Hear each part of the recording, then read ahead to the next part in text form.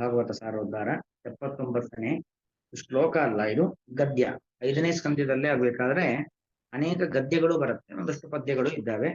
ಹಾಗಾಗಿ ಇಲ್ಲಿರುವಂತ ಗದ್ಯ ಅದೇ ಪ್ರಿಯವ್ರತನ ಒಂದು ಪ್ರಕರಣದಲ್ಲಿ ಬರತಕ್ಕಂಥ ಒಂದು ಗದ್ಯ.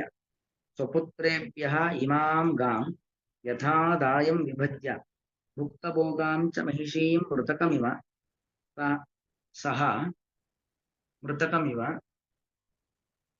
ಸಹ ಮಹಾ ಅಲ್ಲಿ ಬಿಡಿಸ್ಬೇಕಾರೆ ಸಹ ಹ ಎರಡು ತರ ಬಿಡಿಸ್ಬೇಕು. ಒಂದು ಸಹ ಅನ್ನೋದು ಸಹ ತೌತೆ ತತ್ಶಬ್ದದ ಪ್ರಥಮ ವಿಭಕ್ತಿ ಏಕವಚನ. ಇನ್ನೊಂದು ಹ ಎಂಬತಕ್ಕಂಥದ್ದು ಆಶ್ಚರ್ಯ ಸೂಚಕವಾಗಿರತಕ್ಕಂತಹ ಅವ್ಯಯ. ಸಹ ಸಹ ಹ ಮಹಾವಿಭೂತಿಂ ಅಪಹಾಯ ಸ್ವಯಂ ನಿಹಿತ ನಿರ್ವೇದಃ ಹೃದಿ ಗೃಹೀತ ರುಚಿರ ಹರಿವಿಹಾರಾನುಭವಃ ಭಗವತಃ ನಾರದಸ್ಯ ಪದವೀಂ ಅನುಸಸಾರ. ಅಲ್ಲಿ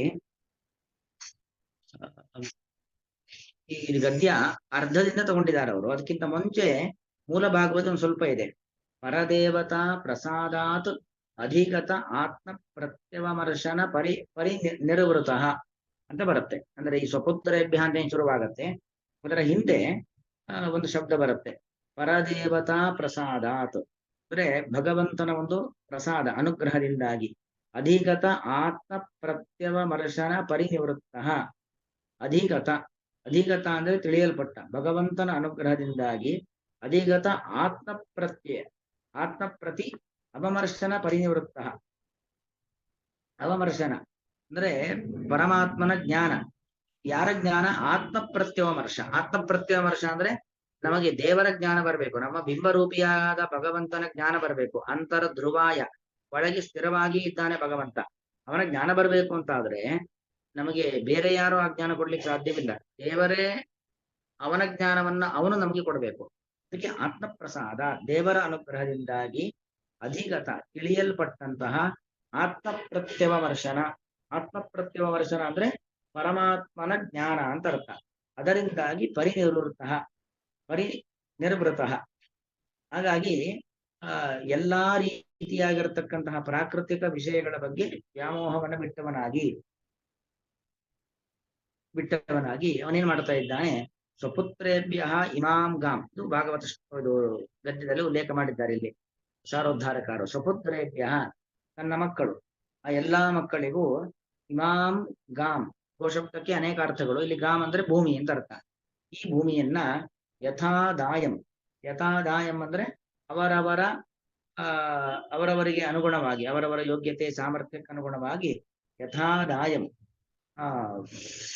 ಭುಕ್ತ ಭೋಗಾಂ ಇಮಾಂ ಗಾಂ ಹಾಕೋಣ. ಭುಕ್ತ ಭೋಗಾಂ, ಇಷ್ಟೊತ್ತು ಅನುಭವಿಸಿರ್ತಕ್ಕಂಥ, ಇಷ್ಟು ದಿವಸ ರಾಜ್ಯಭಾರ ಮಾಡಿರ್ತಕ್ಕಂತಹ ಈ ಭೂಮಿಯನ್ನ ಯಥಾದಾಯಂ ಅಂದ್ರೆ ತನ್ನ ಹಿರಿಯರಿಂದ ತನಗೆ ಬಂದಿತ್ತು, ತನ್ನಿಂದ ತನ್ನ ಮಕ್ಕಳಿಗೆ ಹೋಗ್ಬೇಕು. ಅದ್ರಲ್ಲಿ ಯಾವುದೇ ತರ ಅಯ್ಯೋ ಇಷ್ಟು ದಿವಸ ಅನುಭವಿಸಿದ ಎಲ್ಲವನ್ನು ಕೂಡ ಕೊಟ್ಬಿಡ್ತೀನಲ್ಲಪ್ಪ ಅನ್ನೋ ಒಂದು ಸಂಕುಚಿತವಾದ ಮನಸ್ಥಿತಿ ಇಲ್ಲ. ಭುಕ್ತ ಭೋಗಂ ಮಹಿಷಿ ಶಬ್ದಕ್ಕೆ ಈ ಒಂದು ಭೂಮಿ ಅಂತ ಅರ್ಥ. ಈ ಭೂಮಿಯನ್ನ, ಈ ಸಾಮ್ರಾಜ್ಯ, ಬರೀ ಮಹಿಷಿ ಅಂದ್ರೆ ಬರೀ ಭೂಮಿ ಅಂತಲ್ಲ, ಈ ಒಂದು ಸಮೃದ್ಧವಾದ ಸಾಮ್ರಾಜ್ಯವನ್ನ ಮೃತಕಂ ಇವ ಅದು ಸತ್ತ ಒಂದು ಶವವನ್ನ ಯಾವತ್ತೂ ಬಿಡ್ಲೇಬೇಕಲ್ವಾ? ಶವವನ್ನ ಎಷ್ಟೇ ಪ್ರೀತಿಪಾತವಾದರೂ ಕೂಡ ಶವವನ್ನು ಇಟ್ಕೊಂಡು ಕೊಡ್ಲಿಕ್ಕಾಗತ್ತಾ? ಇಲ್ಲ, ಶವವನ್ನ ದಹನ ಮಾಡಲೇಬೇಕು. ಹಾಗೆ ಮೃತಕಂ ಇವ ಸಹ ಮಹಾವಿಭೂತಿಂ ಅಪಹಾಯ, ಆ ಪ್ರಿಯವ್ರತ ರಾಜ ಮಹಾವಿಭೂತಿಯನ್ನ, ವಿಭೂತಿಯನ್ನು ಸಂಪತ್ತು, ಎಲ್ಲ ರಾಜ್ಯದ ಸಂಪತ್ತನ್ನ ಅಪಹಾಯ ಬಿಟ್ಟವನಾಗಿ ಸ್ವಯಂ ನಿಹಿತ ನಿರ್ವೇದ, ಸ್ವಯಂ ತಾನು ನಿಹಿತ ನಿರ್ವೇದ ಅಂತ ಹೇಳಿದ್ರೆ ಈ ನಿರ್ವೇದ ಯಾವುದೇ ರೀತಿಯಾಗಿರ್ತಕ್ಕಂತಹ ಇವುಗಳ ಬಗ್ಗೆ ಅಪೇಕ್ಷೆಗಳು ಇಲ್ಲದೇನೆ ನಿಹಿತ ನಿರ್ವೇದ ಹೃದಿ ಗೃಹೀತ ರುಚಿರ ಹರಿ ವಿಹಾರಾನುಭವ. ಹೃದಿ ಗೃಹೀತ ವಿಹಾರ ಹರಿ ವಿಹಾರ ಅನುಭವ. ನೋಡಿ, ಅವನು ಸ್ವಯಂ ನಿಹಿತ ನಿರ್ವೇದ, ಏನೇನು ಬಿಡಬೇಕೋ ಅದೆಲ್ಲವನ್ನು ಕೂಡ ಬಿಟ್ಟು, ನಿರ್ವೇದ ಏನೇನನ್ನ ತಿಳಿಬೇಕೋ ಅದೆಲ್ಲವನ್ನು ಕೂಡ ತಿಳಿದವನಾಗಿ, ಬಿಡಬೇಕಾದದನ್ನ ಬಿಟ್ಟು ತಿಳಿದವನಾಗಿ ತಾನು ಒಂದನ್ನು ಮಾತ್ರ ಜೊತೆಲಿ ಇಟ್ಕೊಳ್ತಿದ್ದಾನೆ. ಏನಿಟ್ಕೊಳ್ತಾ ಇದ್ದಾನೆ? ಈಗ ಒಂದು ಊರಿಂದ ಮತ್ತೊಂದು ಊರಿಗೆ ಹೋಗ್ಬೇಕಾದ್ರೆ ಏನೋ ಒಂದು ಬೇಕಲ್ಲ, ಬುತ್ತಿ. ಅದಕ್ಕೆ ಗೃಹೀತ ರುಚಿರ ಹರಿ ವಿಹಾರಾನುಭವ. ಮನೆಯ ಗೃಹೀತ ಸ್ವೀಕರಿಸಲ್ಪಟ್ಟಂತಹ ರುಚಿರ ಮನೋಜ್ಞವಾದಂತಹ ಹರಿವಿಹಾರಾನುಭವ, ಭಗವಂತನ ವಿಹಾರಗಳು, ರಾಮ ಕೃಷ್ಣ ವೇದವ್ಯಾಸ ಮತ್ಸ್ಯ ಕೂರ್ಮ, ಈಗ ಹತ್ತಾರು ನೂರಾರು ಸಾವಿರಾರು ಅವತಾರಗಳಲ್ಲಿ ಮಾಡಿರ್ತಕ್ಕಂಥ ವಿಹಾರಗಳು, ಕ್ರೀಡೆಗಳು, ಅದರ ಅನುಭವ. ಅಂದ್ರೆ ಭಗವದ್ಭಿಷೇಕವಾಗಿರ್ತಕ್ಕಂಥ ಕಥೆಗಳನ್ನ ಮಾತ್ರ ಮನಸ್ಸಿನಲ್ಲಿ ಇಟ್ಟುಕೊಂಡವನಾಗಿ ಭಗವತಃ ನಾರದಸ್ಯ ಪದವಿ ಮನಸ್ಸುಸಾರ. ಭಗವಂತ ಅಂದ್ರೆ ಷಟ್ಗುಣೇಶ್ವರಿ ಸಂಪನ್ನನಾಗಿರ್ತಕ್ಕಂಥ ನಾರದರು ಅವರು ನಮಗೆ ಹಾಕಿಕೊಟ್ಟಿರ್ತಕ್ಕಂತಹ ಒಂದು ಪದವಿ. ಪದವಿ ಅಂದ್ರೆ ಅವರೇನ್ ನಮ್ಗೆ ಅಂದ್ರೆ ಇಷ್ಟೊತ್ತು ಪ್ರಿಯವರ್ತ ರಾಜನಿಗೆ ಆರಂಭದಲ್ಲೇ ಒಂದು ಮೋಕ್ಷ ಮಾರ್ಗವನ್ನ ಉಪದೇಶವನ್ನ ಮಾಡಿದ್ರು, ಮೋಕ್ಷ ಮಾರ್ಗವನ್ನು ಉಪದೇಶ ಮಾಡಿದ್ರು ಅಂತ ಭಗವತ ನಾರದಸ್ಯ ಪದವಿ ಅನುಸಸಾರ. ಅದನ್ನ ಅನುಸರಿಸಿಕೊಂಡು ಪ್ರಿಯವ್ರತ ರಾಜ ಹೋದ.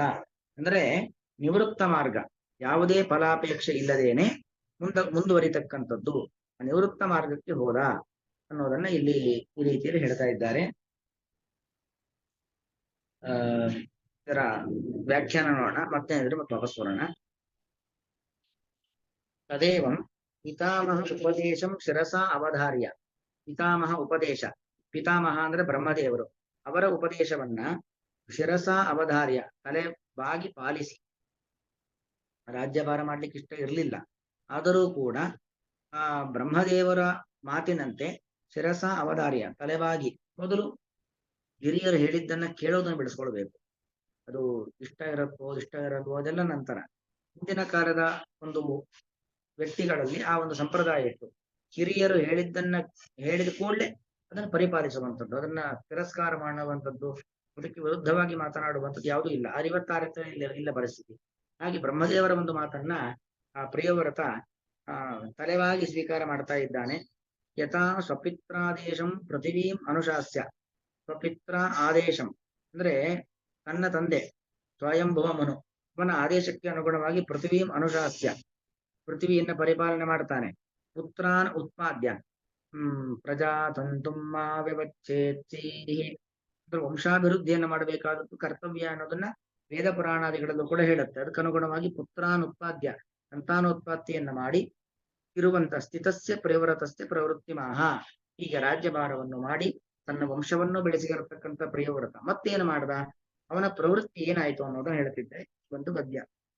ಸುಪುತ್ರೇಭ್ಯ ಇತಿ ಅನೇನ ಪೂರ್ವ ವಯಸ್ಸಿ ಏವ ಸ್ವಹಸ್ತಗತಸ್ಯ ಮಹಾಸಾಮ್ರಾಜ್ಯಸ್ಯ ಪರಿತ್ಯಾಗ ಮಹಾಶ್ಚರ್ಯತರಂ ಇತಿ ಪೂರ್ವಶಂಕ ಅಪಹಸ್ತಿತ ವೇದಿತವ್ಯ.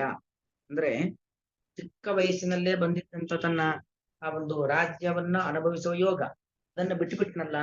ಸ್ವಹಸ್ತಗತಸ್ಯ ಮಹಾಸಾಮ್ರಾಜ್ಯಸ್ಯ ಪರಿತ್ಯಾಗ ಮಹಾಶ್ಚರ್ಯತರ, ಅತ್ಯಂತ ಆಶ್ಚರ್ಯಕರವಾದದ್ದು ಅನ್ನೋ ಒಂದು ಆಶಂಕೆಗೆ ಉತ್ತರ ಕೊಟ್ಟಂಗಾಯ್ತು. ಪೂರ್ವಶಂಕ ಅಪಹಸ್ತಿತ ವೇದಿತವ್ಯ.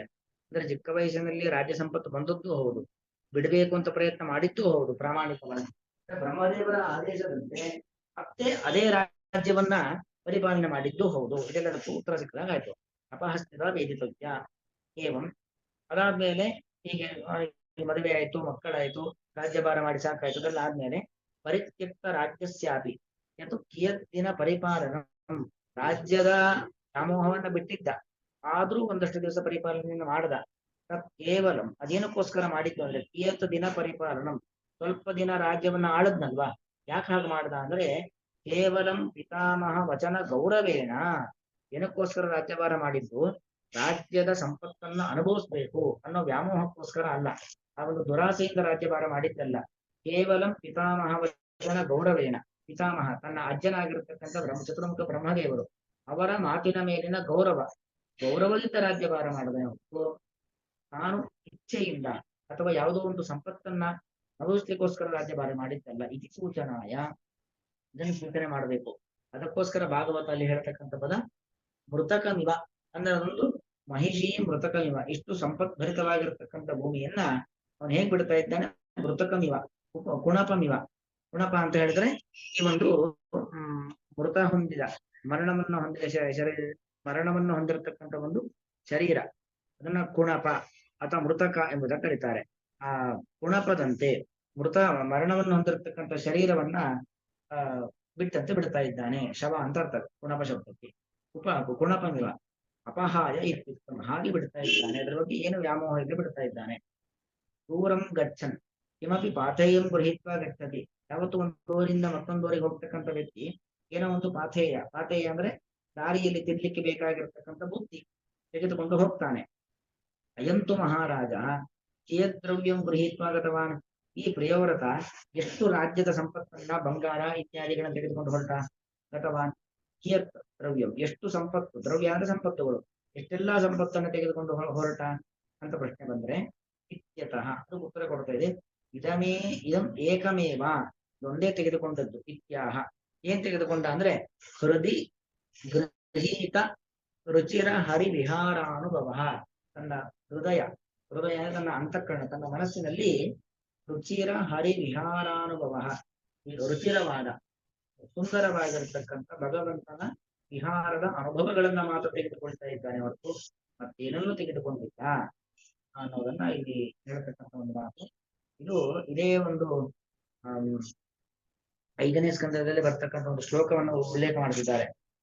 ಭೌಮಂ ದಿವ್ಯಂ ಮಾನುಷಂ ಚ ಮಹಿತ್ವಂ ಯೋಗ ಕರ್ಮಜಂ ಯಶ್ಚಕ್ರೇ ನಿರಯ ಔಪಮ್ಯಂ ಪೌರುಷಂ ತು ಜನಪ್ರಿಯಂ. ಅಂದ್ರೆ ಎಲ್ಲವನ್ನು ಕೂಡ ಭೌಮಂ ದಿವ್ಯಂ ಮಾನುಷಂ ಚ, ಭೌಮ ದಿವ್ಯ, ಮಾನುಷ ಮಹಿತ್ವ ಯೋಗ ಕರ್ಮಜ, ಅಂದ್ರೆ ಅಲ್ಲಿ ಅರ್ಥ ಭೌಮ ಅಂದ್ರೆ ಭೂಮಿಗಿಂತ ಕೆಳಗೆ ಇರತಕ್ಕಂಥ ಪಾತಾಳ, ದಿವ್ಯ ಸ್ವರ್ಗಲೋಕಗಳು, ಮಾನುಷ ಲೋಕಗಳು, ಮಹಿತ್ವ ಅಂತ ಹೇಳಿದ್ರೆ ಅನೇಕ ಅಷ್ಟೈಶ್ವರ್ಯಗಳು ಅಂತಾರಲ್ಲ, ಹಾಗೆ ರಾಜನಿಗಿರ್ತಕ್ಕಂಥ ಐಶ್ವರ್ಯಗಳು. ಯೋಗ ಕರ್ಮಜಂ ಅಂದ್ರೆ ಯೋಗದ ಸಾಮರ್ಥ್ಯದಿಂದ ಲಭಿಸುವಂತ ಭೋಗಗಳು. ಯಶ್ಚಕ್ರೇ ನಿರಯ ಔಪಮ್ಯಂ, ಅದೆಲ್ಲವನ್ನು ಕೂಡ ಪ್ರಿಯವ್ರತ ರಾಜ ನಿರಯ ಔಪಮ್ಯ ಅಂದ್ರೆ ಉಪಮಾನ, ನರಕಕ್ಕೆ ಸದೃಶವಾದದ್ದು. ಪಾತಾಳ ಲೋಕ, ಕೆಳಗಿನ ಲೋಕ ಇರಬಹುದು, ಭೂಲೋಕ ಇರಬಹುದು, ಮೇಲಿನ ಲೋಕಗಳು ಇರಬಹುದು, ಅಥವಾ ಸಂಪತ್ತಿರಬಹುದು, ಯೋಗದ ಸಿದ್ಧಿಗಿರಬಹುದು, ಅದೆಲ್ಲವೂ ಕೂಡ ನಿರಯ ಔಪಮ್ಯಂ ಚಕ್ರೆ, ನಿರಯ ನರಕಕ್ಕೆ ಸದೃಶವಾದದ್ದು ಎಂಬುದಾಗಿ ತಿಳಿದುಕೊಂಡವನಾಗಿ, ಪುರುಷಾನುಜ ಪ್ರಿಯ ಪುರುಷಾನುಜ ಅಂತ ಹೇಳಿದ್ರೆ ಕೇವಲ ಭಗವಂತ, ಪರಮ ಪುರುಷನಾಗಿರ್ತಕ್ಕಂಥ ಭಗವಂತ, ಅವನ ಅನುಜ ಪ್ರಿಯ. ಅಂದ್ರೆ ಪುರುಷಾನುಜ ಪ್ರಿಯ ಶಬ್ದಕ್ಕೆ ಅರ್ಥ ಏನು ಅಂತ ಹೇಳಿದ್ರೆ, ಭಗವದ್ ಭಕ್ತರ ಸಂಘ ಅಂತ ಅರ್ಥ. ಭಗವದ್ ಭಕ್ತರ ಸಂಘವನ್ನ ಮಾತ್ರ ಬಯಸ್ದ ಹೊರತು ಮತ್ತೆ ಯಾವುದನ್ನು ಕೂಡ ಪ್ರಿಯವ್ರತ ರಾಜ ಬಯಸಲೇ ಇಲ್ಲ ಅಂತ ಅರ್ಥ. ಶ್ಲೋಕ ಪೌರುಷಂತು ಅಲ್ಲಿ ಶ್ಲೋಕ ಸ್ವಲ್ಪ ವ್ಯತ್ಯಾಸ. ಪೌರುಷಂತು ಜನಪ್ರಿಯಂ, ಇದರಲ್ಲಿ ಪೌರುಷಂತು ಜನಪ್ರಿಯಂ ಪೌರುಷಂ. ಕೇವಲ ಅವನು ಏನ್ ಬಯಸ್ತಾರೆ, ಜನಪ್ರಿಯಂ ಪೌರುಷಂ, ಜನಪ್ರಿಯ ಅಂದ್ರೆ ಎಲ್ಲರೂ ಇಷ್ಟಪಡತಕ್ಕಂಥ ಪ್ರಿಯವ್ರತರಾಜನ ಪೌರುಷ, ಅದೆಲ್ಲವನ್ನು ಕೂಡ ನಿರಯ ಔಪಮ್ಯಂ ಚಕ್ರೆ, ಎಲ್ಲವೂ ಕೂಡ ನರಕಕ್ಕೆ ಸದೃಶವಾದದ್ದು. ಭೌಮ ಅಂದ್ರೆ ಕೆಳಗಿನ ಲೋಕಗಳು, ದಿವ್ಯ ಅಂದ್ರೆ ಸ್ವರ್ಗಲೋಕ, ಮಾನುಷ ಅಂದ್ರೆ ಈ ನಮ್ಮ ಮನುಷ್ಯ ಲೋಕ, ಮಹಿತ್ವ ಅಂದ್ರೆ ಅಷ್ಟೈಶ್ವರ್ಯಗಳು, ಯೋಗ ಕರ್ಮಜ ಅವನಿಗಿರತಕ್ಕಂಥ ಅಣಿಮಾ ಮಹಿಮಾ ಶೈವ ಗರಿಮಾ ಲಘಿಮಾತ್ರ ಪ್ರಾಪ್ತಿ ಪ್ರಾಕಾಮ್ಯಂ ಈಶತ್ವಂ ವಶಿತ್ವಂ ಅಷ್ಟಭೂತಯ ಅಂತ ಅಷ್ಟೈಶ್ವರ್ಯಗಳು ಅಂತ ಕರೀತಾರೆ. ಅಣಿಮಾಶಕ್ತಿ, ಮಹಿಮಾಶಕ್ತಿ, ಗರಿಮಾಶಕ್ತಿ, ಲಘಿಮಾಶಕ್ತಿ, ಇದೆಲ್ಲವನ್ನು ಕೂಡ ಮತ್ತು ಪೌರುಷ, ಜನಪ್ರಿಯಂ ಪೌರುಷಂ, ಎಲ್ಲರೂ ಇಷ್ಟಪಡ್ತಕ್ಕಂಥ ಒಂದು ಪೌರುಷ, ಇದೆಲ್ಲವನ್ನು ಕೂಡ ನಿರಯ ಔಪಮ್ಯಂ ಯಹ ಚಕ್ರೆ, ನರಕಕ್ಕೆ ಸದೃಶ ಎಂಬುದಾಗಿ ಯಾರು ತಿಳಿದುಕೊಂಡನು ಅಂದ್ರೆ ಪ್ರಿಯವ್ರತ ರಾಜ ಹೋಗ್ಬೇಕಾದ್ರೆ ಆಸೆಯನ್ನ ಇಟ್ಟುಕೊಂಡು ಕಾಡಿಗೆ ಹೋದದ್ದಲ್ಲ, ಎಲ್ಲ ವ್ಯಾಮೋಹಗಳನ್ನ ಬಿಟ್ಟು ಅವನು ಕಾಡಿಗೆ ಹೋದ ಅನ್ನೋದನ್ನ ಇಲ್ಲಿ ಹೇಳ್ತಾ ಇದೆ ಈ ಒಂದು ಗದ್ಯ. ಇದು ಅನ್ವಯಾರ್ಥ ಹಾಗೆ ಬರ್ಕೊಂಡು ಹೋದ್ರಾಯ್ತು. ಸ್ವಪುತ್ರೇಭ್ಯ ಇಮಾಂ ಗಾಂ, ತನ್ನ ಮಕ್ಕಳಿಗೆ ಈ ಒಂದು ಭೂಮಿಯನ್ನು ಯಥಾದಾಯಂ ಅವರವರ ಸಾಮರ್ಥ್ಯಕ್ಕೆ ಅನುಗುಣವಾಗಿ ಅಥವಾ ತನಗೆ ಹಿಂದಿದ್ದ ಯಾವ ಕ್ರಮದಲ್ಲಿ ಬಂದಿತ್ತೋ ಅದಕ್ಕನುಗುಣವಾಗಿ ವಿಭಾಗವನ್ನ ಮಾಡಿ, ಭುಕ್ತ ಚ ಮತ್ತು ಭುಕ್ತ ಭೋಗಾ ಮಹಿಷಿ, ಅನುಭವಿಸಲ್ಪಟ್ಟಂತಹ ಮಹಿಷಿ ಸಮೃದ್ಧವಾದಂತಹ ಈ ಒಂದು ಭೂಮಂಡಲವನ್ನು ಮೃತಕಮಿವ ಮರಣ ಹೊಂದಿದ ಒಂದು ಶವದಂತೆ ಅಥವಾ ಒಂದು ಶವದಂತೆ ಸಹ ಆ ಪ್ರಿಯವ್ರತರಾಜನು ಮಹಾವಿಭೂತಿ, ಇಷ್ಟೆಲ್ಲ ದೊಡ್ಡ ಸಂಪತ್ತುಗಳನ್ನು ಅಪಹಾಯ ಬಿಟ್ಟನಷ್ಟೇ. ಅಂದ್ರೆ ಇದು ಆಶ್ಚರ್ಯ, ಇಷ್ಟೆಲ್ಲ ಸಂಪತ್ತನ್ನು ಬಿಡೋದು ಅಂದ್ರೆ ಎಂತ ಆಶ್ಚರ್ಯಕರವಾದದ್ದು. ಅಪಹಾಯ ಬಿಟ್ಟನಷ್ಟೇ ಸ್ವಯಂ ನಿಹಿತ ನಿರ್ವೇದ, ತಾನು ನಿಹಿತ ನಿರ್ವೇದ. ನಿಹಿತ ನಿರ್ವೇದ ಅಂತ ಹೇಳಿದ್ರೆ ಎಲ್ಲವನ್ನು ಕೂಡ ತಿಳಿದವನ, ಬಿಡಬೇಕಾದದ್ದನ್ನ ಬಿಟ್ಟವನಾಗಿ ಮತ್ತು ಯಾವುದನ್ನು ತಿಳಿಬೇಕೋ ಅದನ್ನ ತಿಳಿದವನಾಗಿ ಹೃದಯ ತನ್ನ ಅಂತಃಕರಣದಲ್ಲಿ ಗೃಹೀತ ರುಚಿರ ಹರಿ ವಿಹಾರಾನುಭವ, ಭಗವಂತನ ಸುಂದರವಾಗಿರತಕ್ಕಂತಹ ಲೀಲೆಗಳನ್ನ ಅದನ್ನ ಧರಿಸಿದವನಾಗಿ ಭಗವತಃ ನಾರದಸ್ಯ, ಷಡ್ಗುಣೇಶ್ವರಿಯ ಸಂಪನ್ನರಾಗಿರುವಂತಹ ನಾರದರ ಪದವಿ. ಪದವಿ ಅಂದ್ರೆ ಅವರು ಉಪದೇಶ ನೀಡಿದಂತಹ ಒಂದು ನಿವೃತ್ತ ಮಾರ್ಗ, ಫಲಾಪೇಕ್ಷೆ ಇಲ್ಲದೆ ಕರ್ಮವನ್ನ ಮಾಡುವಂಥದ್ದು, ಪ್ರತಿಯೊಂದು ಕರ್ಮವನ್ನು ಕೂಡ ಭಗವಂತ ಪ್ರೀತನಾಗಲಿ ಎಂಬ ಭಾವನೆಯಿಂದ ಮಾಡುವಂಥದ್ದು. ಈ ಭಾವನೆಯಿಂದಾಗಿ ಅನುಸಸಾರ ಆ ಮಾರ್ಗವನ್ನು ಅನುಸರಿಸಿದನು. ಇದರ ಅಭಿಪ್ರಾಯ. ಶ್ರೀಕೃಷ್ಣ ನಮಸ್ತೆ.